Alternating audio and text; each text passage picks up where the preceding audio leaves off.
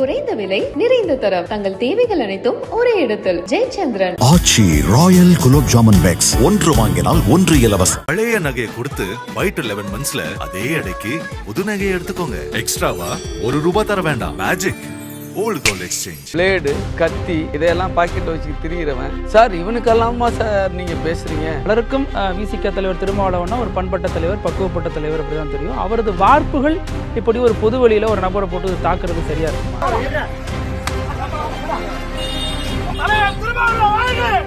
திருட்டு மூர்த்தி ஏந்து வரான், காலைல ஒரு 10-10:15 வர்றான். இப்போ கழுத்தை நோக்கி வீசுறான் சார். அவன் தாக்குதலுக்கு ஆளானது பிறகுதானே அவர் செய்யறாரு. நான் என்ன கேட்கிறேன், இவன் இறங்கின ஃபுட்டேஜ் எங்க? இவரு வேங்க வயலுக்கு என்ன பண்ணாரு, மேல்பாதிக்கு என்ன, நீ என்ன பண்ண? நாம் தமிழர் என்ன பண்ணுச்சு? உனக்கு அந்த அக்கறை இல்லையா? தமிழர்கள் தானே பாதிக்கப்படுறான். நீ என்னையா புடுங்கிட்டு இருந்த? உன் தலைவன் என்ன புடுங்கிட்டு இருந்தான்? இந்த சாட்டை துறைமுருகன் கேட்கிறானே, அவனுக்கு அறிவு வேண்டாம்? சாரி, சீமான் தப்பா பாலிடிக்ஸ் பண்றாரு. நக்கீரன் நேர்களுக்கு வணக்கம். இன்றைய நிகழ்ச்சியின் சிறப்பு விருந்தினர் விசிக துணை பொதுச் செயலாளர் வழக்கறிஞர் திரு ரஜினிகாந்த் சார். வணக்கம். வணக்கம். ஏர்போர்ட் மூர்த்திக்கும் விசிகாவுக்கும் இடையிலான பிரச்சனை, அல்லது இது ஏர்போர்ட் மூர்த்திக்கும் விசிக தலைவருக்குமான பிரச்சனையா பார்க்கிறதா? இந்த பிரச்சனையோட ஊற்றுக்கண் எங்க ஆரம்பிச்சிச்சு? ஏன் கொண்டாந்து இந்த இடத்துல நிறுத்தி வச்சிருக்கீங்க? அதாவது விடுதலை சிறுத்தைகள் கட்சி அதனுடைய தலைவர், எங்கள் தலைவர் டாக்டர் எழுச்சி தமிழர் அண்ணன் தொல்காப்பியன் திருமாவளவன்.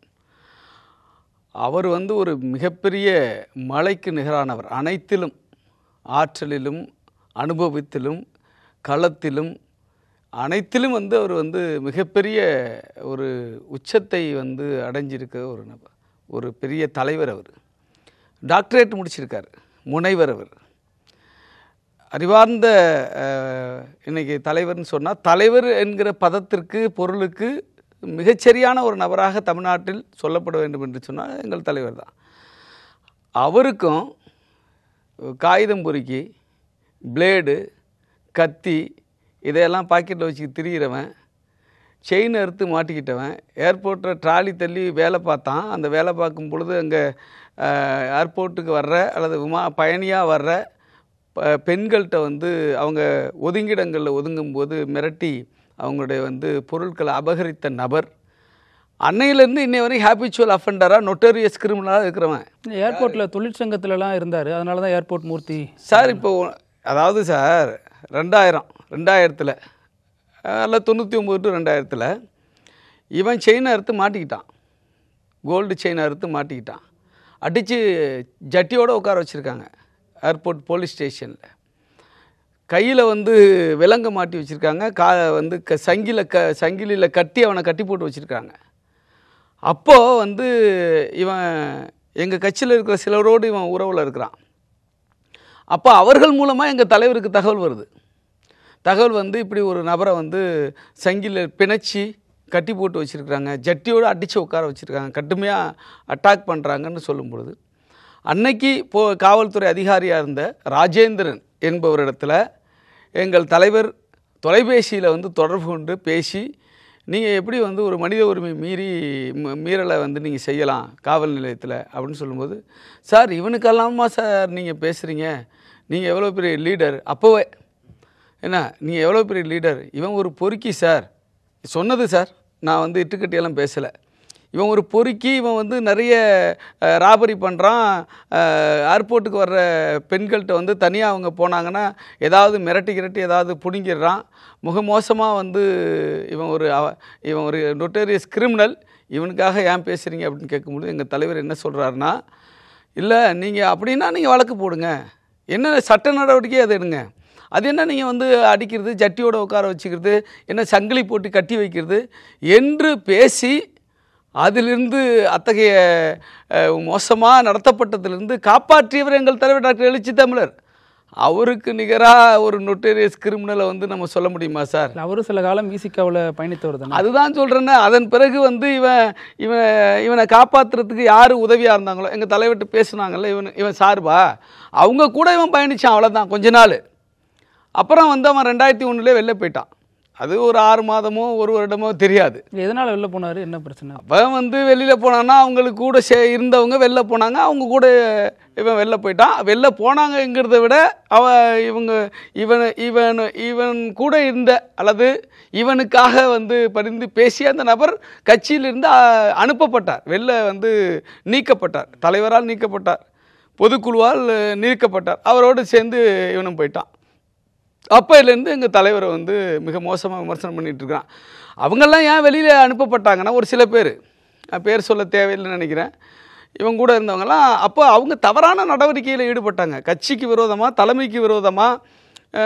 அதாவது தலைமைக்கு விரோதம்னு சொல்கிறது என்னென்னா, தலைவர் வந்து என்றைக்கும் ஒரு தவறான பாதையில் போய் ஒரு கட்சியை வந்து வலுப்படுத்தணுன்னோ அல்லது வந்து நிர்வாகத்தை நடத்தணும்னு என்றைக்கும் நினச்சது கிடையாது. அதனால தான் இன்றைக்கி ஒரு இவ்வளவு காலம் வந்து தாக்கு பிடித்து இன்றைக்கு ஒரு தவிர்க்க முடியாத சக்தியாக விடுதலை சிறுத்தைகளை வளர்த்தெடுத்திருக்கிறார். இன்னும் கொள்ளையடிக்கிறது, பணத்தை பிடுங்கிறது, இந்த காரியங்களில் ஈடுபட ஆரம்பிச்சிட்டாங்க. இவங்க கூட சேர்ந்தவங்கெல்லாம் சாராயம் வித்தவெல்லாம் வந்து கட்சிக்குள்ளே வந்துட்டு திருப்பி இங்கே வந்து கொள்ளையடிக்கிற வேலையை பண்ணால் என்ன பண்ண முடியும்? அவன்லாம் திருப்பி வெளில போயிட்டான். அவனெல்லாம் அனுப்பப்பட்டு விட்டாச்சு, கட்சியிலேருந்து அனுப்பியாச்சு. அவங்களோட இவனும் போனவன் தான். அப்போ அதனால தான் இவன் வெளில போகிறான். இங்கே வந்து அவனால் வந்து நொட்டேரியஸாக இருக்க முடியல, தப்பு பண்ண முடியல, பிரச்சனை ஆகுது. அப்போ வந்து இங்கே கட்டுப்பாடாக இருக்கணும், தலைமைக்கு வந்து கட்டுப்பட்டு இருக்கணும், அது முடியாது. இவன் பொறுக்கித்தனம் பண்ணுறதுக்கும் ஹேபிச்சுவல் அஃபெண்டர் சார், தொடர் குற்ற நடவடிக்கையில் இருக்கிற ஒரு நபர். நீங்கள் சொல்கிற மாதிரி பலருக்கும் விசிக தலைவர் திருமாவளவன்னா ஒரு பண்பட்ட தலைவர், பக்குவப்பட்ட தலைவர், அப்படி தான் தெரியும். அவரது வார்ப்புகள் இப்படி ஒரு பொது வழியில் ஒரு நபரை போட்டு தாக்குறது சரியாக இருக்குமா? அவர்கள் வார்ப்புகள் வந்து தாக்கலே. நீங்கள் அங்கே நடந்ததை நீங்கள் ஒரு விஷயத்தை புரிஞ்சுங்க. நீங்கள் ஆரம்பத்தில் கேட்டீங்க விசிக எதிர் ஏதோ அமைப்பு ஏதோ ஒன்று சொன்னீங்க, அப்புறம் எங்கள் தலைவர் பேர் சொல்லி அவன் பேரை சொன்னீங்க. இல்லை, அங்கே சண்டை அந்த சண்டை கிடையாது. என்றைக்கும் அந்த சண்டை வர்றதுக்கு வாய்ப்பே இல்லை. ஏன்னா எங்களுக்கு நிகர் இவன்லாம் வந்து கிடையவே கிடையாது. இவன்லாம் ஆளே கிடையாது. ஒரு லெட்டர் பேடை வச்சுக்கிட்டு இவன் வந்து திரிகிற ஒரு ஆள். இவன் யாருன்னு அப்புறம் சொல்கிறேன், பின்னாடி சொல்கிறேன். அப்போ வந்து என்னென்னா பஞ்சாயத்து தான் சார் இங்கேயும் பிரச்சனை, அதே பொறுக்கித்தனம் தான் இங்கே பிரச்சனையுடைய மூலம் என்ன தெரியுங்களா? எஃப்ஐஆரில் கூட அது வந்திருக்கு. அந்த பிரச்சனை என்ன மூலம்னு வந்துருச்சு. அதாவது என்னன்னு கேட்டிங்கன்னா, ராயப்பேட்டை பொன்னுசாமி ஹோட்டல் இருக்குல்ல, அந்த பொன்னுசாமி ஹோட்டலுக்கு எதிராக வந்து ஒரு இடம் இருக்குது, ஒரு பெரிய இடம், வேக்கண்ட் லேண்ட்னு நினைக்கிறேன். அந்த இடத்த வந்து அந்த உரிமையாளர்களுக்கு தெரியாமல் அல்லது அவங்கள வந்து மிரட்டி இவன் அந்த இடத்த ஆக்கிரமிப்பு பண்ணுறான். இவன் மட்டுமல்ல, இவங்கூட வந்து போனவங்க யாருன்னு கேட்டிங்கன்னா சங்க பரிவாரங்கள் தான், சங்கிகள் தான். நீங்கள் வந்து அர்ஜுன் சம்பத்தோட கட்சி ஒன்று இருக்கு, என்ன இந்து மக்கள் கட்சியா, அதோடைய பொதுச் செயலாளர் செந்தில், அதே போல் இவன் ஏர்போர்ட் மூர்த்தி, இவனோடு சேர்ந்த சில வந்து ரவுடிகள் சேர்ந்து அந்த இடத்த ஆக்கிரமிப்பு பண்ணுறாங்க. பண்ணி அதை வந்து என்ன சொல்கிறது, டாக்குமெண்டெல்லாம் போலியாக டாக்குமெண்டெல்லாம் உருவாக்குறாங்க. இந்த பிரச்சனை தெரிய வந்து இந்த பிரச்சனையில் வந்து எங்கள் தோழர்கள், விடுதலை சிறுத்தை கட்சியின் தோழர், குறிப்பாக இப்போ அதில் தாக்கப்பட்டிருக்கிற திலீபன், அப்புறம் வந்து முருகன் போன்ற தோழர்கள் இவனுக்கு எதிராக செயல்படுறாங்க, நியாயத்தின் பக்கம் நிற்கிறாங்க. அப்போ வந்து இவன் அதை பண்ண முடியாமல் போகுது, போலீஸ் கம்ப்ளைண்ட் ஆகுது. போலீஸ் கம்ப்ளைண்ட் ஆகி இந்த பொறுக்கி மூர்த்தி தான் சொல்ல முடியும், திருடன் சார், அவன் சங்கிலி திருடன், அதனால் திருட்டு மூர்த்தின்னு சொல்லலாம், சரிதானா? இந்த திருட்டு மூர்த்தி கூட இருந்தவங்க மேலே எஃப்ஐஆர் போடுறாங்க. இப்போ எங்கள் தோழர்கள் என்ன கேட்குறாங்க, இப்படி வந்து அப்பட்டமாக இவனுடைய தூண்டுதலில் தான் இவனும் சேர்ந்து தான் இந்த இடத்த ஆக்கிரமிப்பு பண்ண பார்க்குறான், இந்த இடத்த அபகரிக்க முயற்சி பண்ணுறான், இவன் தான் முக்கியமான குற்றவாளி, இவன் மீது நீங்கள் வந்து முதல் தகவல் அறிக்கை இப்போ வந்து பதிவு பண்ணணும், இவனை கைது பண்ணணும்னு கேட்குறாங்க. இது கேட்டது உண்மை, இது நடந்தது உண்மை. அப்போ வந்து இந்த நெருக்கடி வந்து இவங்க கொடுத்து அந்த இடத்த இவங்கிட்ட இருந்து அபகரிப்பத்திலேருந்து காப்பாற்றுறாங்க. இன்றைக்கி வந்து அது சேஃபாக ஓனர் கூட இருக்குது. யார் உண்மையான அவங்க இஸ்லாமியர் தான், அந்த இடத்துக்கு சொந்தக்காரங்க இஸ்லாமிய பெண், அவங்களுக்கு வந்து ஆண்கள் துணை கிடையாது. அப்படி இருக்கும்போது தான் இவங்க அதை ஆட்டையை போட பார்க்குறான். அப்போ அந்த பெண்ணுக்காக அந்த வந்து நியாயத்தின் பக்கம் நின்று இவனுக்கு எதிராக செயல்படுறாங்க சார். அப்படி செயல்பட்டது திலீபன், அப்படி செயல்பட்டது ஜாகிர், அப்படி செயல்பட்டது முருகன். இப்போ இவர்களை சார்ந்தவர்கள் தான் அப்படி இருக்காங்க. அப்போ இவனுக்கு இந்த அது பல கோடி ரூபா மதிப்புள்ள சொத்து, அதில் சில கோடி இவனுக்கு கிடச்சிருக்கும். நடந்துச்சுன்னா இவன் தானே பிக் பாஸ், அதில் இவனுடைய கேங்கு தானே எல்லாரும். அப்போ அந்த பணம் இவனுக்கு வந்து கிடைக்காம போயிடுது. இதுவும் ஃபெயிலியர் ஆகிடுறான். போலீஸ் கம்ப்ளைண்ட் ஆகிடுது. இந்த கோபம், இந்த ஆத்திரம் அவனுக்கு இருக்குது. அப்படி இருந்ததுன்னா கடந்த 6ஆம் தேதி இவங்க டெய்லி டீ குடிக்க வர்றவங்க அந்த கடைக்கு. எங்கே அந்த டீ கடை இருக்குதுன்னு கேட்டிங்கன்னா, ஐஜி ஆஃபீஸ் கேட் இருக்குல்ல, அந்த கேட்டை தாண்டி ஒரு 100-150 மீட்ரு பக்கத்தில் அந்த டீ கடை இருக்குது. ஐஜி ஆஃபீஸு கேட்டை ஒட்டி ஒரு ஏரியா இருக்கும், மீனாம்பாள்புரம்னு நினைக்கிறேன். அது அந்த மீனாம்பாள்புரத்தை சார்ந்தவர் தான் திலீபன். தன்னுடைய வீடு அங்கே தான் சார் இருக்குது. அவர் டீ கடைக்கு வந்தால் அங்கே தான் வரணும். அந்த டீ கடை தான். அவர் ரோட்டுக்கு வந்தால் டிஜிபி ஆஃபீஸு கேட்டுக்கிட்ட தான் வரணும். அங்கே தான் அவங்க வீடு. பக்கத்து தெரு கைலாசபுரத்தில் இருக்கிறது தான் ஜாகிர். அவங்க எங்கே போவாங்க? அவங்க ஏரியாவில் இருக்கிற, அவங்க பக்கத்தில் இருக்கிற டீ கடையில் வந்து டெய்லி டீ குடிப்பாங்க. நீங்கள் 6ஆம் தேதி மட்டும் இல்லை, 5ஆம் தேதி எடுத்துகிட்டு ஃபூட்டேஜ் பாருங்கள், 4ஆம் தேதி ஃபூட்டேஜ் பாருங்கள், 1 மாதத்துக்கு முன்னாடி ஃபூட்டேஜ் பாருங்கள், 1 வருஷத்துக்கு முன்னாடி ஃபூட்டேஜ் பாருங்கள். எல்லாருமே அங்கே தான் இருப்பாங்க. அது எப்போதும் அவர்கள் நடமாடுகிற, அவர்கள் டீ குடிக்கிற அந்த ஏரியா தான் நின்று பேசிக்கிட்டு இருக்கிற, சந்திப்பு நடக்கிற இடம் அது. அவங்க அப்போ அதே போல் தான் வழக்கம் போல் அன்றைக்கி வந்து டீ குடிச்சிட்டு உட்காந்துருக்குறாங்க. அப்போ இந்த மூர்த்தி, இந்த திருட்டு மூர்த்தி இங்கேருந்து வரான். காலைல ஒரு 10-10:15 வரான். வருகிற பொழுது அவன் டிஜிபி ஆஃபீஸ் தான் வந்தேன்னு சொல்கிறான்ல சார், அவன் பீச் ரோட்டில் வரான் சார். எங்கே சார் டிஜிபி ஆஃபீஸோட கேட்டு எங்கே இருக்குது? 150 மீட்டர் தாண்டி அந்த பஸ் ஸ்டாப்பெல்லாம் இருக்கும். அங்கே அந்த பஸ் ஸ்டாப்பெல்லாம் தாண்டி தான் அந்த ஒரு ஹோட்டல், ஒன்று பெரிய ஹோட்டல் இருக்குது, ஸ்டார் ஹோட்டல் மாதிரி கொஞ்சம் பெரிய ஹோட்டல் இருக்குது. அந்த ஹோட்டல் பக்கத்தில் தான் அந்த டீ கடை. கிட்டத்தட்ட 150-200 மீட்டர் தாண்டி கொண்டாந்து வண்டியை நிறுத்துறான். இவங்க உட்காந்துக்கிற இடத்துக்கு முன்னாடி நிறுத்துறான். அவரும் டீ குடிக்க வந்திருக்கலாம் இல்லையா? டிஜிபி ஆஃபீஸ் தானே வந்தார், அங்கே நிறுத்திட்டு இறங்கி வரலாமே. ஏன் வண்டி நேரம் எங்கே வருது? இப்போ டிஜிபி ஆஃபீஸுக்கு வர்றவங்க என்ன பண்ணுவாங்க, அங்கே தான் நிறுத்துவாங்க. அந்த கேட்டு பக்கத்தில் நிறுத்துவாங்க, இல்லாட்டி கொஞ்சம் தள்ளி நிறுத்துவாங்க. இப்போ 150-200 மீட்டர் தாண்டி கொண்டாந்து நிறுத்துகிறான். இவங்க உட்காந்துற இடத்துல நிறுத்துறான்னா, இவன் டிஜிபி ஆஃபீஸ் வந்தானா அங்கே நிறுத்திட்டு இறங்கி தான் வருவாங்க. நாங்கள் அப்படி தான் போயிருக்கோம். ஏதாவது மனு கொடுக்க போகிறோம், இல்லை ஏதாவது புகார் கொடுக்க போகிறோம் அப்படின்னு சொன்னால், அந்த பகுதியில் வந்து நிறுத்திட்டு அந்த சைடில் இடம் இருக்கும், அந்த பிளாட்ஃபார்ம் ஒட்டி, அங்கே வந்து வரிசையாக நிற்கும் வண்டி. இறங்கி டீக்கி சாப்பிட்றோன்னா இப்படி கிராஸ் பண்ணி வருவாங்க. இவன் நேராக அங்கே தான் வர்றான். அப்போ இவனுடைய நோக்கமே என்னன்னு கேட்டிங்கன்னா, இவன் திட்டமிட்டு தான் வர்றான். இவன் உட்காந்துருக்காங்க தெரிஞ்சு தான் வர்றான். இவன் மீது எஃப்ஐஆர் போடணும் அப்படின்னு கேட்டவங்க உட்காந்துருக்காங்க. இவனுக்கு கிடைக்க வேண்டிய இந்த பஞ்சாயத்தில் இவன் அபகரிப்பு செய்வதை தடுத்தவங்க உட்காந்துருக்குறாங்க. இவர்கள்ட்ட பிரச்சனை பண்ணா வர்றான். இதில் இன்னொரு செய்தியை நான் உங்களுக்கு சொல்கிறேன். எங்கள் கட்சியை சார்ந்தவங்க ஒரு 2 பேர் இவனோட சேர்ந்து சப்போர்ட்டாக இருந்துருக்குறாங்க. அவன் அந்த இடத்த அபகரிப்பு செய்யறதுக்கு. இது எங்களுக்கு தெரிஞ்சு, திலீபனுக்கு தெரிஞ்சு, திலீபன் இதை வந்து ஒரு கூட்டத்தில், எங்கள் கட்சி கூட்டத்திலே கண்டித்து பேசுகிறார். இந்த ஃபூட்டேஜை அவன் பார்த்துருக்குறான் அப்படின்னு சொல்கிறாங்க. அந்த 2 பேர் மேலே விடுதலை சிறுத்தைகள் கட்சி நடவடிக்கை எடுத்துருச்சு. நீ எப்படி வந்து இந்த மாதிரி கட்ட பஞ்சாயத்து ஆள் கூட போய், அதான் இந்த திருட்டு மூர்த்தி கட்ட பஞ்சாயத்து ஆள் கூட போய் நீ எப்படி சேர்ந்து நின்ன, அவன் சேர்ந்து பஞ்சாயத்து போனானா, அபகரிக்க போனானா, அதெல்லாம் வேறு. நீ அவன் கூட போய் நின்று அவன் தப்பு பண்ண போனால் அந்த இடத்துல நீ இருந்த, நீ நடவடிக்கை எடுன்னு சொல்லி நடவடிக்கை எடுத்தாச்சு சார். இவன் வந்த உடனே அதுதான் சார் பிரச்சனை பண்ணுறான். வந்து இறங்கி நேராக வந்து திலீபன் உட்காந்துற இடத்துக்கு போய், ஏண்டா அடங்க மாட்டீங்களாடா நீங்கள், என்கிட்ட வந்து நீங்கள் என்னை அடைஞ்சல் பண்ணிக்கிட்டே இருக்கிறீங்க, என் வாழ்க்கையை நீங்கள் கெடுத்துட்டீங்க, உங்களை வந்து நாங்கள் சும்மா விட மாட்டேன், ஒன்றையும் விட மாட்டேன், உனக்கு தலைவனாக இருக்கிற திருமாவளவனை விட மாட்டேன்டா அப்படின்னு சொல்லி ஒரு வார்த்தை, மிக மோசமான உடனடியாக கோபத்தை ஏற்படுத்துகிற வார்த்தை அவன் பேசுகிறான். அவங்க தாயை இழுத்து பேசுகிற வார்த்தை அது என்னன்னு உங்களால் புரிஞ்சிக்க முடியும்.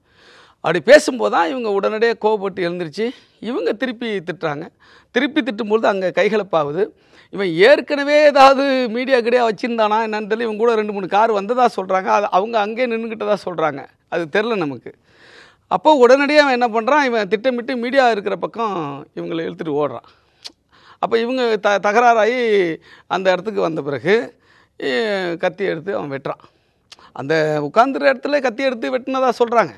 சரிதானா? அப்போ வந்து கழுத்தை நோக்கி வீசுகிறான் சார் அவன். திலீபன் தான் சார் இவனை பிரச்சனை பண்ணது. எப்போது அந்த அபகரிக்க விடாமல் தடுத்தது, இவன் மேலே எஃப்ஐஆர் போடணும்னு கேட்டது, இவன் கூட 2 பேர் இருந்தாங்கங்கிறத கட்சிக்கு சொல்லி இவனை அவங்க 2 பேருமே நடவடிக்கை எடுத்து வச்சது திலீபன் தான் சார். திலீபனை கழுத்தை நோக்கி வெட்டுறான் சார். கழுத்தை நோக்கி வெட்டும்போது நல்ல காலமாக அவர் சுதாரித்து கையால் தடுக்கிறார் சார். அவர் கையில் வந்து நீங்கள் பாருங்கள், எவ்வளவு ஷார்ப்பான ஒரு கத்தியாக இருந்தால் அவ்வளவு பெரிய காயம், மிகப்பெரிய ஆழத்தில் 16 தையல் போட்டிருக்கு. அதில் 16 தையல் போட்டிருக்கு. அப்போ அந்த வெட்டு அவன் எய்ம் பண்ண மாதிரி கழுத்தில் வந்திருந்தா திலீபன் உயிரோடு இன்றைக்கி இல்லை. இதை யார் பேசுகிறா? ஆனால் இது எல்லாமே அவர் ரொம்ப நேரமாக தாக்குதலுக்கு ஆளானுக்கு பிறகு தானே அவர் செய்கிறார். நான் என்ன கேட்குறேன், இவன் வந்து இறங்கின ஃபுட்டேஜ் எங்கே? இவன் காரில் வந்து இறங்கின ஃபுட்டேஜ் எங்கே? இவன் எங்கள் தோழர்களை நோக்கி நடந்து சென்ற ஃபுட்டேஜ் எங்கே? அங்கே போய் எங்கள் தோழர்கிட்ட தகராறு பண்ணானே அது எங்கே? அதெல்லாம் பார்த்தா இந்த உண்மை தெரியும். இதெல்லாம் தெரியாம சார், ஆனால் இதில் ஒரு முரண்பாடு இருக்குல்ல. மூர்த்தி அவரது காரில் வந்து இறங்குறாரு, அந்த சைடில் விசிகாவினர் வந்து தாக்கிட்டு போகிறப்போ அவங்க வண்டியில் நம்பர் பிளேட் இல்லை, ஒரு பெரிய குச்செல்லாம் வச்சு நிற்கிறாங்க. சார் அது local area sir, number plate முன்னாடி இருக்குது, அதில் பின்னாடி இல்லாமல் இருக்கலாம். இப்போ சார் லோக்கலில் ஓட்டுறதுக்கு வண்டியெல்லாம் இருக்கலாம். அவங்களுக்கு எங்கே சார் அவர் முருகன் இருக்கார் இல்லையா, அவர் எங்கே இருக்காருன்னு கேட்டிங்கன்னா அம்பேத்கர் பாலம் அது எங்கே இருக்குது? சிட்டி சென்டருக்கு பின்னாடி இருக்குது. அதான் எவ்வளோ தூரம்? இப்போ நண்பர்கள் வந்து சில 2-3 ஏரியாவில் வந்து ஒரு இடத்துல சந்திக்கிறாங்கல்ல, இவங்க 2 பேரும் அதே இடத்துல கூடியிருக்கிறாங்க. யார்? திலீபனும் ஜாகிரும். இப்போ நீங்கள் முருகன் இருக்க வண்டி எடுத்துகிட்டு போனார்ல, அவர் வந்து சிட்டி சென்டர் பின்னாடி இருக்கார். சிட்டி சென்டருக்கும் இந்த இடத்துக்கும் எவ்வளோ தூரம் சார்? கிட்டத்தட்ட ஒரு 300-400 கிலோமீட்டர், சாரி 300-400 மீட்டர் இருக்குமா? அவ்வளோதானே சார் இருக்கும். அம்பேத்கர் பாலம், இன்னொருத்தருக்கு அம்பேத்கர் பாலம். அங்கேருந்து வண்டியில் வரமாட்டாங்களா? இது திட்டம். நான் என்ன கேட்குறேன், இருங்க பிரதீப் சார், நான் என்ன கேட்குறேன், இவன் வரான்னு தெரிஞ்சு இவங்க திட்டமிட்டிருக்கான்னு வச்சுங்க, இவங்க நிராயுதபாணியாவாக இருந்திருப்பாங்க. இவங்க கையில் கத்தி இல்லாமல் இருந்திருக்கும். இவங்க கையில் குறைந்தபட்சம் ஒரு மிகப்பெரிய வந்து அட்டாக் பண்ணுற அளவுக்கான வலுவான ஆயுதங்கள் இல்லாமல் இருந்திருக்கும். இவங்க வீட்டில் கத்தி இல்லையா, அருவா இல்லையா? இவனை அட்டாக் பண்ணணும் அப்படின்னு பிளான் பண்ணி இருந்தால் அவன் தப்பிச்சிருக்க முடியுமா? அதான் சொல்கிறாங்க, உங்கள் பிளான் அட்டாக் பண்ணுறதில்ல, அவரை அவமதிக்கிறது தான். பொது இடத்துல செருப்பால் அடிக்கிறது மூலமாக அவரை அவமரியாதை பண்ணணும். அப்படி கிடையவே கிடையாது. அப்படி அவமரியாதை பண்ண இவங்க தானே சார் அவனை நோக்கி போயிருக்கணும். இவன் தானே சார் இவங்களை நோக்கி வர்றான். ஆனால் பார்த்த வரைக்கும் சார், கிடைச்ச விஷுவலில் பார்த்த வரைக்கும் அவங்க தான் இவரை தாக்குறாங்க, செருப்பால் அடிக்கிறாங்க. அதற்கப்புறம் தான் பாக்கெட்லேருந்து இவர் வந்து கத்தி எடுக்கிறார். இல்லை, முன்னாடியே அறுத்துட்டு தான் பாக்கெட்டில் கத்தியே போடுறான். மீண்டும் வந்து இவங்க வந்து அட்டாக் பண்ணுறாங்கங்கிறதுனால மீண்டும் கத்தியே எடுக்கிறான். அதை நீங்கள் புரிஞ்சுக்கணும். சரிதானா? இப்போ நான் என்ன கேட்குறேன், நீ டிஜிபி ஆஃபீஸ் வர்றதா சொல்கிற. டிஜிபி ஆஃபீஸ்க்கு வர்ற உனக்கு என்ன இருக்கணும்? கையில் பேப்பர் இருக்கலாம், பேனா இருக்கலாம், பாக்கெட்டுக்குள்ளே பிளேட் இருக்கு, ஏன் கத்தி இருக்க, ஏன்? அப்போ நீ யார்? இது புரியுதா? அவன் பொறுக்கின்ட்டு அவன் பொறுக்கிங்கிறது புரியுதா இல்லையா சார்? அவன் டிஜிபி ஆஃபீஸ்க்குள்ளே போகாமல் நேராக தோழர்கள் உட்காந்துருக்க இடத்துக்கு வந்து நீ டீ சாப்பிட்னா டீ கடைக்கு தானே போயிருக்கணும். டீ கடையில் கூட இவங்க பக்கத்தில் தான் உட்காந்துருக்காங்க சார். நீங்கள் அதை புரிஞ்சுங்க. டீ கடை ஒரு 10 மீட்டரில் இருக்குது. இவங்க வந்து ஒரு ஹோட்டல் இருக்காங்க, இந்த ஹோட்டல் படிக்கட்டில் கீழே உட்காந்து தான் ஆர்டர் பண்ணுறாங்க. டீ வருது, அவங்க குடிக்கிறாங்க, பேசிட்டு உட்காந்துக்கிறாங்க. நீ டீ சாப்பிட்ணுன்னா டீ கடைக்கிட்ட நிறுத்திருக்கணும், அங்கேயும் நிறுத்தலை. அதையும் தாண்டி தோழர்கள் உட்காந்துக்கிற இடத்துல நிற்கிற. அப்போ திட்டமிட்டு வந்தது, பிரச்சனை பண்ணணும் வந்தது, ஆயுதத்தோடு வந்தது, கத்தியோடு வந்தது. வந்தவுடன் அவர்கிட்ட வந்து ஆபாசமாக பேசினது, பேசிக்கிட்டு அவன் கழுத்தை நோக்கி வந்து பிளேடா அந்த கத்தியால் வந்து வெட்டினது எல்லாமே இந்த திருட்டு மூர்த்தி தான். ஆனால் இதில் ஒரு லாஜிக் கிடைக்குதே சார். அவர் இவங்களை தாக்கணும்னு வந்தாரா, அல்லது மா.க. ஸ்டாலின் பிரச்சனைக்காக அலுவலகம் வந்தாரா, காவல்துறை அலுவலகம்? சார், மா.க. ஸ்டாலின் பிரச்சனைக்காக அலுவலகமாக வந்திருந்தார்னா, மா.க. ஸ்டாலின் பிரச்சனைக்காக வந்தவங்க யார் சார்? அவர் அருள் வந்தாரா? எக்ஸ்-எம்எல்ஏ பாமக சேலம் அருள் வந்தாரா? அவர் கூடையில் அவர் போயிருக்கணும். அருள் வந்து ஒரு ஸ்டேட்மெண்ட் கொடுத்ததா சொல்கிறாங்க. அவர் என்ன சொல்கிறாரா, நாங்கள் அவரை அழைக்கல, எங்கள் கூட வர்றாரு அப்படிங்கிறது எங்களுக்கு தெரியாது, விசாரிக்க வந்தேன்னு சொல்கிறாரு. அவர் விசாரிக்க வந்தேன்னு சொல்கிறாரு மூர்த்தி. அதை எங்கே விசாரிக்க வந்தாரா? காவல்துறை அலுவலகத்துக்கு. அது விசாரிக்கிறதுக்காக நான் வந்தேன் அப்படின்னாரு. எதை விசாரிக்கிறதுக்கு? அந்த மா.க. ஸ்டாலின் புகாரை விசாரிக்கிறதுக்காக வந்தேன். இவர் யார்? டிஜிபியா? நட்பின் அடிப்படையில் போயிருப்பாரு, பாமக மேடையிலலாம் ஏறி இருக்காரு, பேசியிருக்காரு. ஏங்க ஃபோனை போட்டு கேட்கலாமே அருள்கிட்ட, எம்எல்ஏ அருள்கிட்ட ஃபோனை போட்டு விசாரிக்கலாமே. விசாரிக்கிறதுக்கு இவங்க டிஜிபி ஆஃபீஸ் வராங்கன்னு விசாரிக்கிறதுக்காக அங்கே வர்றாரா? அப்போ இதுவே பிரச்சனையாக இருக்கா இல்லையா? உங்களுக்கு நண்பர்கள் தான் உங்கள் எஜமானர்கள். அவங்கெல்லாம் பாமக, வன்னியர் சங்கம், பாஜக, ஆர்எஸ்எஸ், இந்து மக்கள் கட்சி, இந்து முன்னணி, இவர்களுக்கெல்லாம் இவர் வந்து வேலை பார்க்குற ஒரு வேலையாள். இவங்களை திருப்திப்படுத்தணுங்கிறதுக்காக தான் சார் எங்கள் தலைவரை இந்த ஆள் வந்து ஒருமையில் திட்டுறான் எல்லா இடத்துலையும். திரும்பவே திட்டமிட்டாரு, 2 முறை என்னை கொல்ல ட்ரை பண்ணாங்க அப்படின்லாம் சொல்கிறாரு. இவன் யார் சார் ஜுஜிபி? இவனை திட்டமிடுற அளவுக்கு எங்கள் தலைவருக்கு என்ன சார் வந்து அவசியம் இருக்குது?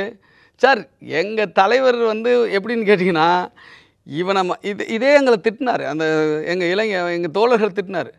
அவன் ஏதோ வந்தான் வந்து நீங்கள் வந்து விலகி வந்துட வேண்டியதுதானே, அவன்கிட்ட ஏன்ப்பா நீங்கள் போய் வந்து பிரச்சனை வச்சுக்கிட்டீங்க? இல்லைன்னா நாங்கள் விலகி வர முடியல.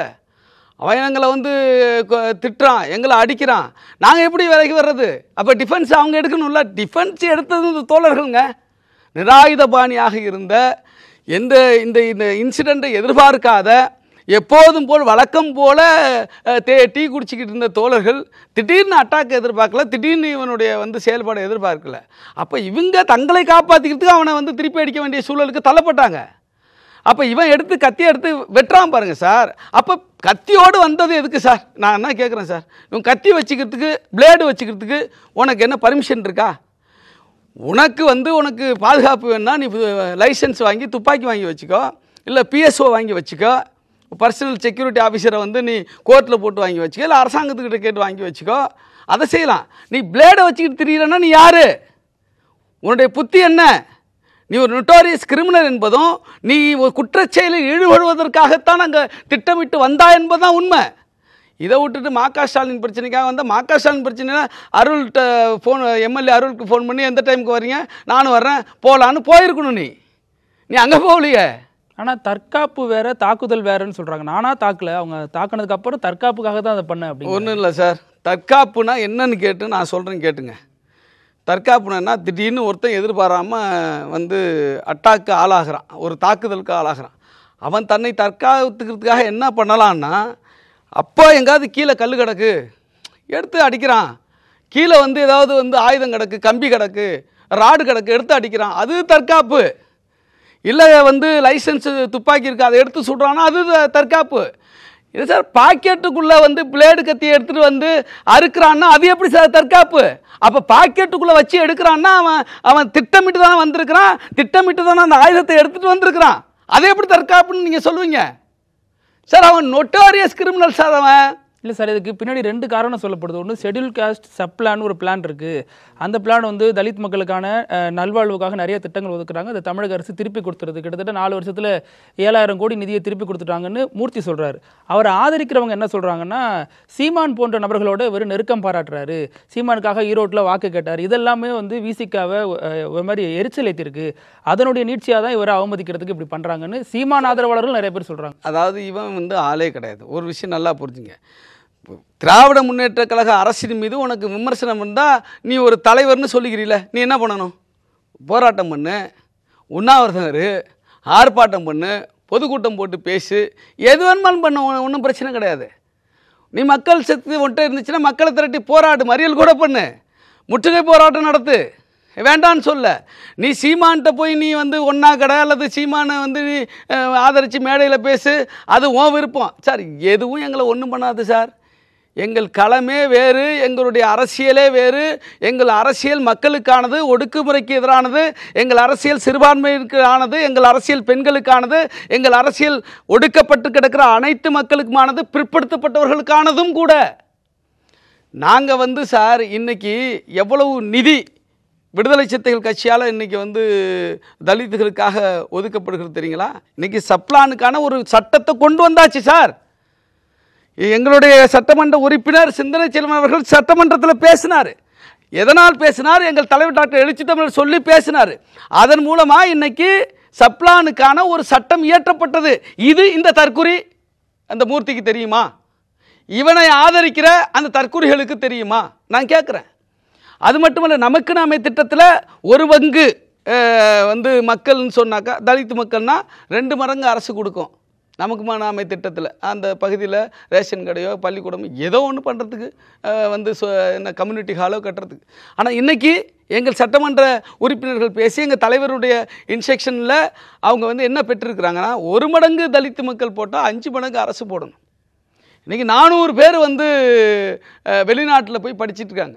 லண்டனில், அமெரிக்காவில், அயர்லாந்தில், எங்கெல்லாம் பெஸ்ட் யூனிவர்சிட்டிஸ் இருக்குதோ அங்கெல்லாம் போய் படிக்கிறாங்க 400 தலித்து மாணவர்கள். இதற்கு காரணம் விடுதலை சிறுத்தைகள் கட்சி.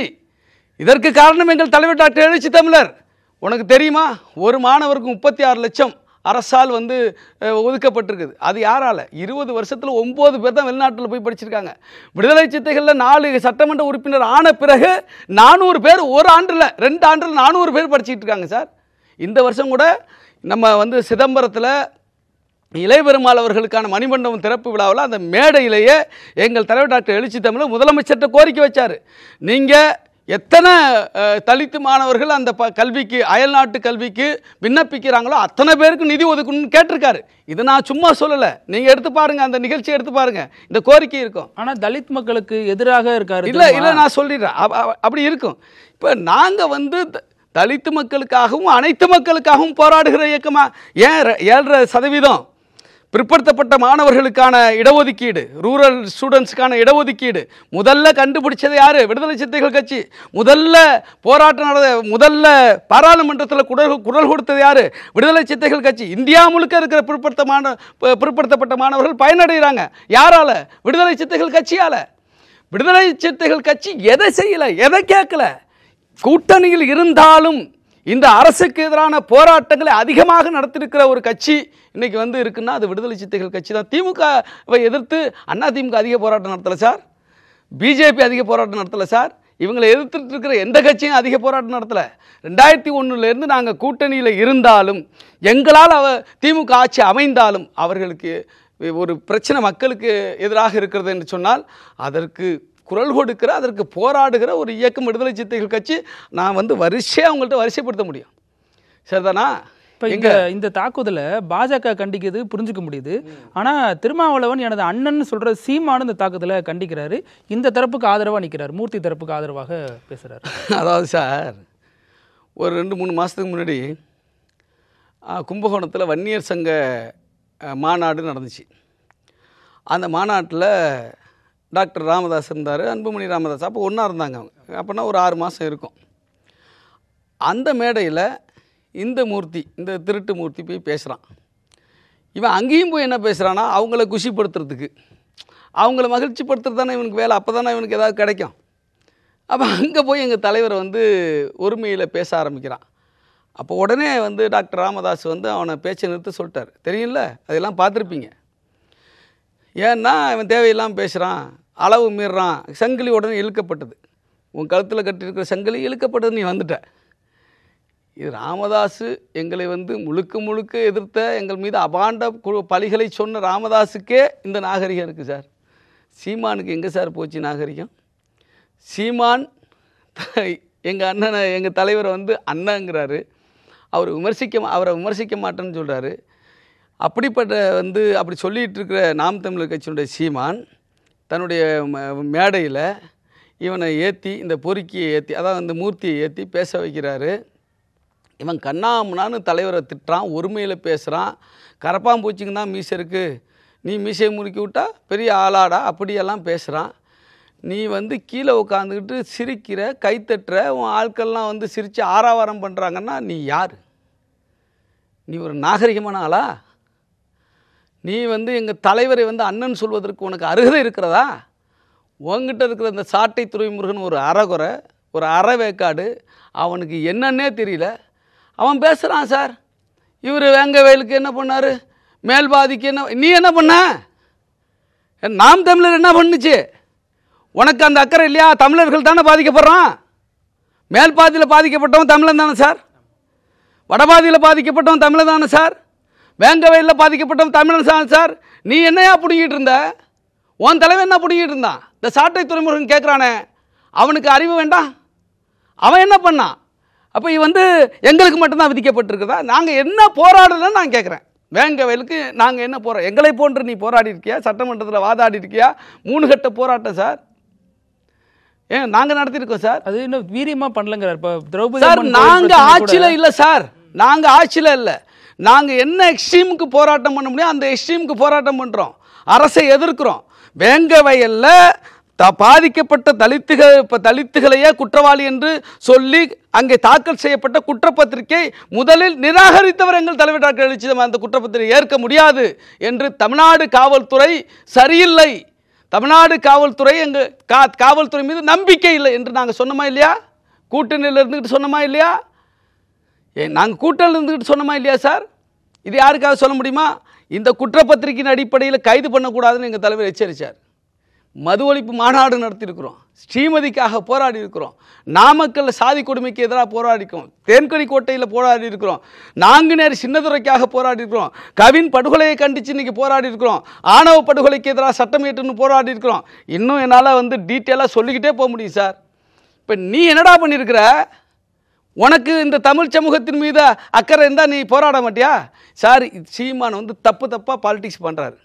ஒரு தவறான வழிகாட்டுதலை தமிழ் தேசியம்னு அவர் தப்பாக பண்ணுறாரு சார். தமிழ் தேசியம்னா அவர் சொல்கிறாரு. நான் கேட்டேன், ஒரு காணொலியில் கேட்டேன், தமிழ் தேசியமா திராவிடமா பார்த்துக்கலாங்கிறாரு. அப்படியா சார் பாலிடிக்ஸ்? தமிழ் தேசியமா ஆரியமான்னு கேட்டினா பாலிடிக்ஸு, தமிழ் தேசியமா திராவிடமான்னு கேட்டினா அது என்ன பாலிடிக்ஸு? என்ன சார் பாலிடிக்ஸ் இது? கொள்கையற்ற அல்லது தவறாக தமிழ்நாட்டை வழிநடத்தக்கூடிய அல்லது தவறாக தமிழ்நாட்டில் ஒரு தவறான கொள்கையை பிரச்சாரம் செய்யக்கூடிய சீமானுடைய முகத்திரையை எங்கள் தலைவர் பல மேடைகளில் கிழிச்சார். நீ பேசுறது தமிழ் தேசியமே இல்லை, நீ சங்கிகளுக்கு துணை நிற்கிற, நீ RSS அஜெண்டாவுக்கு துணை நிற்கிற, நீ பிஜேபி பி டீமா இருக்கிற என்று சீமானை எங்கள் தலைவர் வெளிப்படையாக விமர்சித்தார். பெரியாரை விமர்சித்தால் விடுதலை சித்தைகள் பார்த்து கொண்டிருக்க மாட்டோம் என்று எச்சரித்தார். இந்த கடுப்பு அந்த ஆளுக்கு. இதனால வந்து வாடகவாயை பயன்படுத்தி பேசுகிறார். இருந்தாலும் யார் வாடகவாயே? இந்த பொறிக்கு மூர்த்தி இவனை பேச விட்டு ரசிக்கிறாப்புல. அண்ணன் மூர்த்திக்கு ஆபத்து வந்ததான். தம்பி ஆம்ஸ்ட்ராங் வந்து படுகொலை செய்யப்பட்டார். எங்கள் அண்ணன் மூர்த்தியே இன்றைக்கி வந்து ஆபத்தை எதிர்கொண்டிருக்க. யார் அவர்? ஆம்ஸ்ட்ராங் அண்ணன் வந்து ஒரு தேசிய கட்சியினுடைய தலைவர் சார். அவர் இவருக்கு தம்பியா? இந்த பொறுக்கி இந்த ஹேபிச்சுவல் அஃபெண்டர், நொட்டோரியஸ் கிரிமினல் இவன் அண்ணனா? என்ன யார் சார் தாக்கப்பட்டா? யார் இவங்க தாக்குதலுக்கு உள்ளானா? யார் காயம் பெற்று நிற்கிறா? யார் வந்து மருத்துவமனையில் அனுமதிக்கப்பட்டிருக்கிறா? யார் ஆயுதத்தோடு வந்தா? யார் கொலை வெறி தாக்குதலை தொடுத்தா? இதில் இன்னொன்று என்ன சொல்லப்படுதுன்னா, விசிக தனக்கு இருக்கும் அதிகாரத்தை பயன்படுத்தி ஏர்போர்ட் மூர்த்தியை மட்டும் கைது செஞ்சுருக்காங்க, இந்த தரப்பில் வழக்கோடு நின்று போச்சு அப்படின்னு சொல்கிறாங்க. சார், நீ வந்து கொலைவெறி தாக்குதல் நடத்தப்பட்டிருக்கிறது, காயப்பட்டிருக்கிறான், இன்றைக்கி வந்து ஆஸ்பத்திரியில் இருக்கிறான். 2 பேர் மீது வந்து கொலைவெறி தாக்குதல் நடத்தப்பட்டிருக்கிறது. ஜாகிர் கொஞ்சம் மிஸ் ஆனால் ஜாகிர் ஒரு பெரிய காயம் பட்டிருப்பான். அப்போது ஆயுதத்தோடு வந்தவனை கைது பண்ணியிருக்கிறாங்க. இப்போ எங்கள் மீது வழக்கு போட்டிருக்காங்களா? எங்களாம் வழக்கு போடாமல் விட்டாங்களா? வழக்கு போடாமல் விட்டாங்க. அவன் ஒரு ஆள் சார், ஒரு ஆள் மேலே வழக்கு சார். எங்கள்கிட்ட வந்து 5 பேர் மேலே வழக்கு போட்டிருக்காங்க சார். அப்போ யார் அதிகமாக பாதிக்கப்பட்டிருக்கிறா? இல்லை, வழக்கோட எங்களை தேடுறாங்க சார். எங்கள் தோழர்கள் தலைமுறையாக தான் இருக்கிறாங்க. அப்போ எங்களை தேடிக்கிட்டு தான் இருக்கிறாங்க. நாங்கள் அவங்க கிடைக்கல, இவங்க பிடிக்கல, அவ்வளோதான் விஷயம். இது தவறான விஷயம் சார். எந்த அரசும் நாங்கள் வந்து இன்ஃப்ளூயன்ஸ் பண்ண மாட்டோம் சார். நாங்கள் தான் சொல்கிறோம்ல, நாங்கள் வலிகளோடும் வேதனைகளோடும் பயணிக்கிறோம். எங்கள் தலைவர் சொன்னாரா இல்லையா? நான் கூட்டணியில் இருக்கிற ஆட்சி நடக்கும் பொழுது என்னால் கொடியேற்ற முடியல சார். கோயம்பேட்டில் கடந்த மே மாதம் 5ஆம் தேதி வர்த்தகர் சங்க மாநில மாநாடு நடந்துச்சு, பொதுக்கூட்டம் நடந்துச்சு. அது பர்மிஷன் தரல சார் அரசாங்கம். தமிழ்நாடு அரசு, திமுக அரசு பர்மிஷன் கொடுக்கல மேடை போடுறதுக்கு. லாரி மேல் நின்று பேசினார், தெரியும் தானே சார் உங்களுக்கெல்லாம். அப்புறம் எப்படி சார் இப்படி சொல்கிறீங்க? ஒரு பொதுக்கூட்டத்துக்கே நாங்கள் கூட்டணியில் அங்கே வைக்கிற ஆட்சியாளர்கள் எனக்கு அனுமதி கொடுக்க மாட்டேங்கிறாங்க. இது வந்து எப்படி எங்களுக்கு சாதகமாகிடுவாங்க? இந்த விஷயத்தில் நிச்சயமாக விசிக தலைவருக்கு உடன்பாடு இருந்திருக்காது இல்லையா? இந்த தாக்குதல் 100% இப்படி எந்த ஒரு விஷயத்தையும் அவர் என்டர்டெயின் பண்ணதே இல்லை சார். அப்போது கட்சி தலைமை வந்து ஏன் அவங்க மேலே நடவடிக்கை எடுக்கல? இது வரைக்கும் அந்த நடவடிக்கை தலைவர் வந்து இப்போ சார் பாதிக்கப்பட்டவங்க மேலே எப்படி நடவடிக்கை எடுப்பார்? இவன் கூட நின்னவங்க மேலே நடவடிக்கை எடுத்தாச்சா? அவங்க தாக்குதல், தனிப்பட்ட பஞ்சாயத்து அதெல்லாம் வேற. ஆனால் அந்த இடத்துல வாழ்க தலைவர் திருமாவளவன் அப்படின்னு சொல்கிறாங்க. அப்போது தலைவரை கொச்சப்படுத்துற பொது இடத்துல அவன் பேசினா சார். அந்த இடத்துல அவன் எங்கள் தலைவரை எழுத்து பேசுனதுனால எங்கள் தலைவர் வாழ்கன்னு பேசுகிறாங்க, இவங்க கத்துறாங்க. அதெல்லாம் எங்கேயுமே ஆதாரம் இல்லை, இதுக்கு மட்டும்தானே இருக்கு. அதுதான் நானும் சொல்கிறேன் உங்கள்கிட்ட. இவன் வந்து காரை விட்டு இறங்குனதோ, எங்கள் தோழர்கிட்ட அங்கே போனதோ, ஆத்திரத்தோடு போய் அவங்கள திட்டினதோ, அங்கே இவன் வந்து முதல்ல பிரச்சனையை வந்து தொடங்கினதோ ஆதாரம் இல்லை. ஆதாரம் எடுங்க, அப்போ தெரியும் யாரு மேலே தப்பு இருக்குன்னு சொல்லிட்டு. உயிர் பிழைத்து இன்றைக்கு வந்து நிற்கிறது எங்கள் தோழர்கள் தான் சார். இவன் கத்தியோடு வந்தான், பிளேடோடு வந்தான். இந்த பிளேடை வச்சு அவன் வந்து கொலை பண்ணுறதுக்கு முயற்சி பண்ணான். அப்போ இதுதான் நடந்த உண்மை. இது புரியாமல் இந்த எடப்பாடி பழனிசாமி அவர் தரந்தாழ்ந்து போய் இன்றைக்கி வந்து அந்த மூர்த்திக்கு சப்போர்ட்டாக பேசுகிறாரு. இந்த சீமான் வந்து அது புரிஞ்சுக்கொள்ளக்கூடிய விஷயம். ஏன்னா நீங்கள் எடப்பாடி பழனிசாமியாக இருக்கட்டும், சீமானாக இருக்கட்டும், அல்லது தமிழிசை சவுந்தரராஜனாக இருக்கட்டும், அர்ஜுன் சம்பந்தா இருக்கட்டும், செந்திலாக இருக்கட்டும், இவங்க எல்லாம் யார் சார்? எல்லாரும் யார்? RSS பேக்ரவுண்டில் உள்ளவங்க. எங்களுடைய கொள்கை எதிரிகள். இவனுக்காக பேசுகிறாங்கன்னா இவன் யார்? இவன் சங்கியினுடைய கையால், இவன் ஒரு சங்கி. நாங்கள் சனாதனத்தை எதிர்ப்பதுதான் முதல் கடமையாக நாங்கள் கடமாடிக்கிட்டு இருக்கோம். இந்த சனாதனவாதிகள் தான் இவனுக்கு சப்போர்ட்டாக இருக்காங்க. அவர்களுக்காக தான் இவன் செயல்படுறான். இவன் தைலாபுரத்தின் காவல் நாய். இவன் கமலாலயத்தின் காவல் நாய், இவன் சங்கிகளுக்கான ஒரு காவல் நாய். அவர்களுக்காக வாலாட்டி அவர்களை குசிப்படுத்தக்கூடிய, அவர்களை சந்தோஷப்படுத்தக்கூடிய, மகிழ்ச்சிப்படுத்தக்கூடிய ஒரு அவர்களுடைய கையாளாக செயல்படுகிறான். அதனால் அவங்களுக்காக பேசுகிறாங்க. இதை மக்கள் புரிந்து கொள்ள வேண்டும். இவன் வந்து நொட்டோரியஸ் கிரிமினல். இவன் எந்த மக்களுக்கும் எதுவும் செஞ்சதில்லை சார். நான் தான் கேள்வி கேட்குறேனே, நீ வந்து இப்போ பாமக மேடையில் ஏறுற, வன்னியர் சங்க மேடையில் ஏறுற, மேல் பாதியில் வந்து பாமக பாலு தானே சார் போய் ஆதரவாளர்கள் உள்ளே விடாதுன்னு தடுத்து நிறுத்து தூண்டி விட்டார், தடுத்து நிறுத்துறதுக்கு தூண்டி விட்டார். நீ போய் உங்கள் எஜமான்கிட்ட பேசி அவங்களை உள்ளே விட்டுருக்கலாமே. நீ என்ன பண்ண? அங்கே போராட்டம் பண்ண விடுதலை சிறுத்தைகள் கட்சி சார். புதுக்கோட்டை மாவட்டம் வடகாட்டில் அங்கே பாதிக்கப்பட்ட இவன் சொல்கிற பறையர் சமூகம்தான். அவர்களுக்காக இன்றைக்கு நீதி கேட்டு போராடி இன்றைக்கும் அந்த அவர்களுக்கான அனைத்து நடவடிக்கைகளும் ஈடுபட்டிருக்கிறது விடுதலை சிறுத்தைகள் கட்சி. இன்றைக்கும் வேங்க வயலில் அந்த மக்களோடு நிற்பது விடுதலை சிறுத்தைகள் கட்சி. அவர்களுக்காக வழக்கு நடத்தி கொண்டிருப்பது விடுதலை சிறுத்தைகள் கட்சி. நீ என்ன செஞ்ச? நீ வந்து அடையாளம் இருக்கிற, நீ வாலாட்டி நிற்கிற உன்னுடைய எஜமானர்கள் RSS, பாஜக, சங்க பரிவாரங்கள் என்ன செஞ்சாங்க? நாம் தமிழர் என்ன செய்தது? இவர்கள் மக்கள் விரோதிகள், இவர்கள் கொள்கை விரோதிகள். இந்த கொள்கை மக்கள் விரோதிகள் இவனை ஆதரிக்கிறாங்க. இவனை அவங்களுக்காக இவன் வாலாட்டிக்கிட்டு எங்கள் தலைவரை ஒருமையில் இப்போ பேசுகிற பேச்சை பாரு. சில பத்திரிகைகள் அது கூட நான் ஏன் பேசினேன் அப்படின்னா, பெரம்பூரில் நடந்த ஒரு கூட்டத்தில் இவங்க கல்வீசி தாக்குனாங்க. அந்த ஒரு கோபத்தில் அங்கே பெண்கள் நிறைய பேர் இருந்தாங்க. அவங்கள பாதுகாக்குங்கிற உணர்ச்சி மேலிட தான் நான் அதை பேசினேன். அந்த ஒரு இடத்துல தான் நான் கொஞ்சம் உணர்ச்சி வசப்பட்டு பேசியிருப்பேன். மற்ற எங்கேயுமே நான் திருமாவளவன் நீங்கள் பார்த்ததே இல்லையா? அந்த ஆள் என்ன, இவங்க தான் ஊடகங்கள்லாம் அவனை ஒரு ஆளுன்னு கூப்பிட்டு பேட்டியெல்லாம் எடுக்கிறாங்க. அவன் என்ன பேசுகிறான்? அவன் எங்கள் தலைவரை திட்டுறதை தவிர, வன்மத்தை கக்குறதை தவிர அவன் வேறு என்ன சார் பேசுகிறான்? மேடைக்கு மேடை, ஒரே இடத்துலனா எந்த ஒரு இடம்? எத்தனை காணொலிகள் இருக்குது காட்டட்டுமா? எத்தனை மேடைகளில் இவன் எங்கள் தலைவரை திட்டிருக்கான் காட்டட்டுமா? இவனுக்கு வேறு வேலையே இல்லை சார். இவன் ஏன் திட்டுறான்னு கேளுங்க. தன்னை கவனிக்கணுங்கிறதுனால தான். இது ஒரு அட்டென்ஷன் கிரியேட்டிங் தான், அட்டென்ஷன் மாங்கரிங் தான் அது. அவனே சொல்லியிருக்கான், நானே சொல்ல. அவன் ஒரு பேட்டியை பார்த்தேன். இப்போ என் பேரை சொல்ல வேண்டியதாகிடுச்சா, என் பேரை உச்சரிக்க வேண்டியதாகிடுச்சா, அப்போ நான் தவிர்க்க முடியாத ஆளாக வந்துட்டேனா அப்படின்னு கேட்குறான். அப்போ என்ன அர்த்தம்னா, நான் வந்து அவர் திட்ட நானும் வந்து ஒரு நெகட்டிவ், அதாவது ஃபெமிலியாரிட்டியாக இருந்தாலும் எனக்கு கிடைக்குது. சூரியனை பார்த்து நாய் குலைக்குதுன்னு சொல்லுவாங்கள்ல, அந்த நாய் குலைச்சிருச்சு. இந்த நாய் சூரியனை பார்த்து குலைக்குதுன்னு சொன்னாக்கா, நம்மளை நாய் சூரியனை பார்த்து குலைக்குதுன்னு சொல்லிட்டு நம்மளை சொல்லிட்டாங்க அப்படின்ட்டு எப்படி நாய் சந்தோஷப்படுற மாதிரி இவன் சந்தோஷப்படுறான். இவன் முழுக்க இவன் சங்கியோடைய கையாள், இவன் பாஜகவுடைய கையாள், இவன் சீமானுக்கு கையாள். சீமான் சங்கியோருக்கான பி டீமு. என்ன இப்போ நீங்கள் இந்த கருத்து சொல்கிறப்போ தான் அவர் சொல்கிறாரு, நான் எதை திங்கணுங்கிறத நான் தான் முடிவு பண்ணும். இப்போ நீங்களாம் திராவிடத்துக்கு ஆதரவாக இருக்கிறப்ப நான் எனக்கு ஒரு சித்தாந்தம் பிடிச்சிருக்கு, நான் அது ஆதரவாக இருக்கேன் அப்படிங்கிறாரு. என்ன சித்தாந்தம் உனக்கு? எதோ தின்ட்டு போ. ஆனால் இந்த மக்களை பாதுகாக்க கடமை எங்களுக்கு இருக்குல்ல. நீங்கள் விஷத்தை விதைப்ப மக்கள்கிட்ட, அதை நாங்கள் பார்த்துக்கிட்டு இருப்போமா? பெரியாரை எதிரின்னு சொல்லுவேன். இந்த மண்ணில் வந்து தன்னுடைய என்ன சொல்கிறது, 90 வயதிலும் மூத்திர சட்டியை தூக்கி கொண்டு இந்த மக்களுக்காக உழைத்த ஒரு தலைவனை நீ எதிரின்னு சொல்லுவ. சமூக நீதி வென்றெடுத்த ஒரு தலைவனை நீ எதிரின்னு சொல்லுவ. இந்த மண்ணில் பெண்களுக்காக போராடிய ஒரு தலைவனை நீ வந்து எதிரின்னு சொல்லுவ. ஒரு கொள்கை கோட்பாட்டு வந்து தந்தையை வந்து நீ எதிரின்னு சொல்லுவ.